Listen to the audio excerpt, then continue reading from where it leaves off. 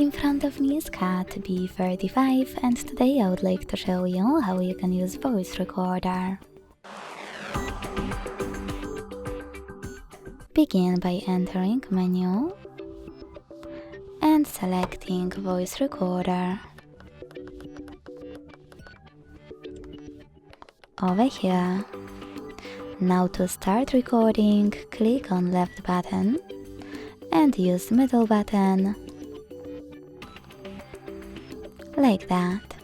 As you can see, recording is on. To pause it or unpause it, use the same middle button. To end it and save it though, click on the right one. Then you can name your recording however you want to and hit save.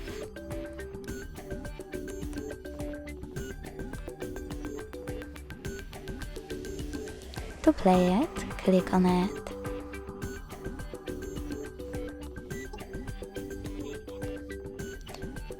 If you want to, you can select options when you listen to it by tapping on the right button and do one of those actions, like save it as ringtone or even get rid of it. Thanks so much for watching. If you enjoyed this video, don't forget to leave a like, comment and subscribe. Bye!